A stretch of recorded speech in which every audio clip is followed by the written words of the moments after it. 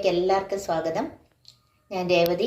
ഇന്ന് നമുക്ക് ഉരുളക്കിഴങ്ങും ബീൻസും കൂടെ ബീൻസ് എന്ന് പറഞ്ഞാൽ നീളം പയറാണ്, അതും കൂടെ ചേർത്തൊരു മസാല ഉണ്ടാക്കാം. അപ്പോൾ അതെങ്ങനെ തയ്യാറാക്കുന്നത് നമുക്ക് നോക്കാം. ആയിട്ടുണ്ട്. അതിലേക്ക് ഞാൻ കടുക് ചേർക്കുകയാണ്.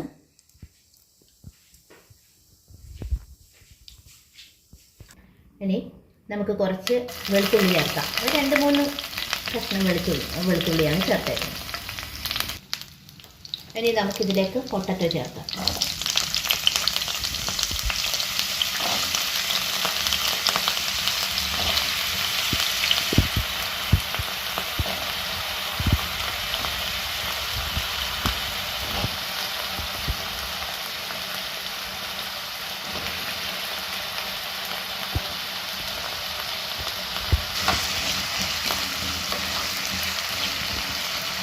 ഇനിയിപ്പോൾ നമുക്കൊന്ന് തീ കുറച്ച് കൊടുക്കാം.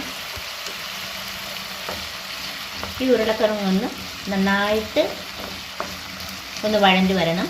അപ്പോഴേ നമുക്ക് പയർ ചേർത്ത് കൊടുക്കാം. 2 മിനിറ്റോളം ഇങ്ങനെ വഴറ്റി കൊടുത്തിട്ടുണ്ട്. ഇനി നമുക്കിതിലേക്ക് പയർ ചേർക്കാം.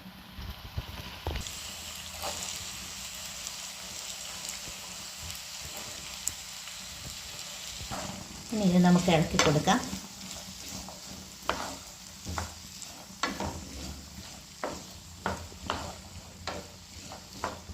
കുറച്ച് ഉപ്പ് ചേർക്കാം.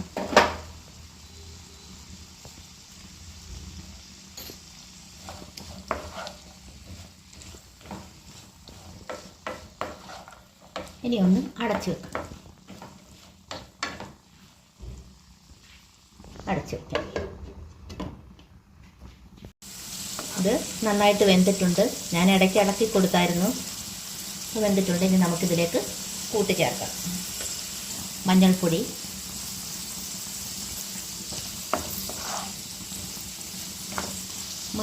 ചേർത്തിട്ടൊന്ന് ഇളക്കി കൊടുത്ത് ഒരു സെക്കൻഡ് ഒന്ന് ഇളക്കി കൊടുത്ത് ഇതാവണം. കാരണം മഞ്ഞൾപ്പൊടിയുടെ ആ ഒരു കുത്തലൊക്കെ മാറിക്കിട്ടും. ഇനി നമുക്ക് മുളക് പൊടി ചേർക്കാം. നമ്മുടെ ഇതിൽ പച്ചമുളകൊന്നും ചേർത്തിട്ടില്ലല്ലോ. പിന്നെ എരിവിനൊക്കെ നിങ്ങളുടെ എരിവിനനുസരിച്ച് ചേർക്കുക.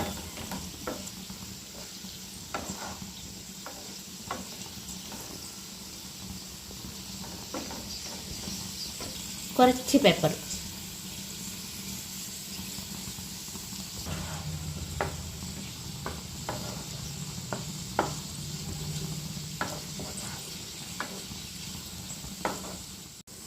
ഇതിൽ ഉരുളക്കിഴങ്ങൊന്നും കുഴഞ്ഞു പോകരുത് കേട്ടോ. ഇതിൽ ഞാൻ വെള്ളമൊന്നും ചേർത്തിട്ടില്ല.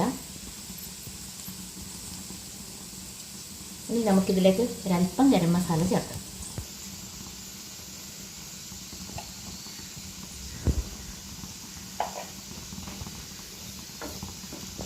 ഇളക്കി കൊടുക്കാം.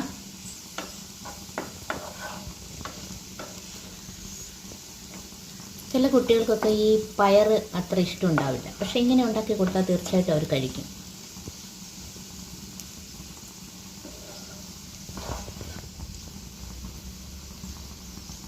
ഇതിലേക്ക് കുറച്ച് കറിവേപ്പില.